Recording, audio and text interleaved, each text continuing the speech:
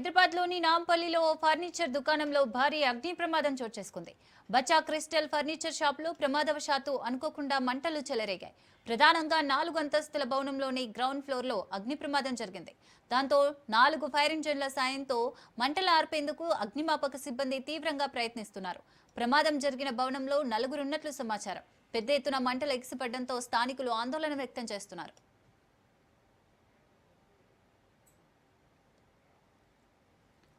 భవనంలో 6 ఉన్నట్లు స్థానికులు చెబుతున్నారు. షాప్ ఓనర్ డ్రైవర్, ఓ వర్కర్ తో పాటు వాచ్మెన్, ఆయన భార్య, 2 పిల్లలు ఉన్నట్లు తెలుస్తోంది.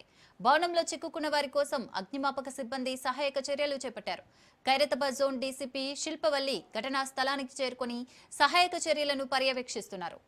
రైట్, ఇక అగ్ని ప్రమాదానికి సంబంధించి మరిన్ని డీటెయిల్స్ మా ప్రతినిధి ప్రవీణ్ అందిస్తారు. ప్రవీణ్, అయితే హైదరాబాద్ నాంపల్లి ప్రాంతంలో కూడా ఉద్రిక్త పరిస్థితి నెలకొంది. నాంపల్లి చిరాగ్ గల్లీ లైన్ లో ఉన్నటువంటి బచ్చా క్రిస్టల్ ఫర్నిచర్ దుకాణంలో ఒక్కసారిగా భారీ అగ్ని ప్రమాదం చోటు చేసుకుంది. 4 అంతస్తుల భవనంలో గ్రౌండ్ ఫ్లోర్ లో మంటలు చెలరేగడంతో క్షణాల్లోనే ఆ దట్టమైన పొగలు భవనం అంతటా వ్యాపించాయి. దీంతో భవనంలో ఉన్న వారందరూ కూడా తీవ్ర భయాందోళనకు గురయ్యారు. ప్రమాద సమయంలో భవనంలో 2 చిన్నాలతో సహా మొత్తం 6, అంటే 4 పెద్దవారు, 2 చిన్నవారు ఉన్నట్టుగా కూడా తెలుస్తుంది. అదే విధంగా చూస్తుంటే కనుక ఆ వ్యక్తులు గ్రౌండ్ ఫ్లోర్ నుంచి మంటలు ఒక్కసారిగా పొగలు విపరీతంగా రావడంతో బయటకు రావడం సాధ్యపడకపోగా పై అంతస్తులను చిక్కుపోయినట్టుగా కూడా సమాచారం అయితే వస్తుంది.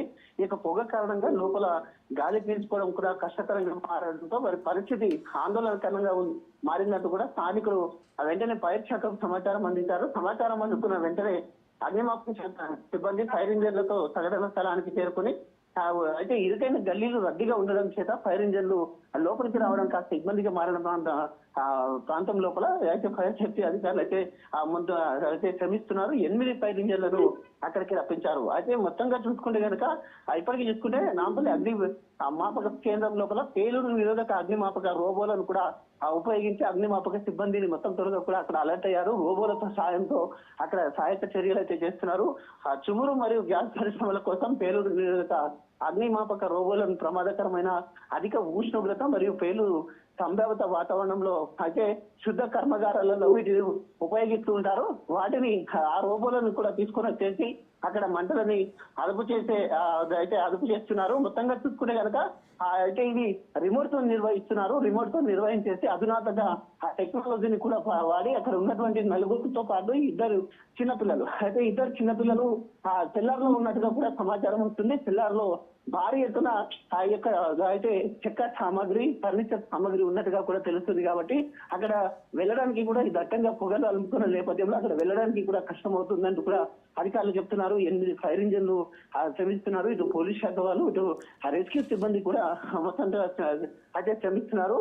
ఈ యొక్క మొత్తంగా చూసుకుంటే కనుక అది అయితే ఆ మండే వాయువులు, ద్రవాలు, పేలుడు పదార్థాలు ఏవైతే ఉపయోగిస్తారో అలాంటి రోబోలను కూడా ఉపయోగిస్తారు. సుమారుగా ఇంకొక 1-2 గంటల సమయం లోపల ఇక మంటలను అయితే మొదలుగా అదుపులోకి తెచ్చే ప్రయత్నంలో ఉన్నారు. మంటలను అదుపులోకి తెచ్చిన తర్వాత దీనికి సంబంధించి అయితే దాన్ని అక్కడ ఉన్నటువంటి రెస్క్యూ టీం మొత్తం త్వరగా కూడా అంచనా వేసే దిశగా ఉందంటూ కూడా తెలుస్తుంది. Right, thank you Praveen.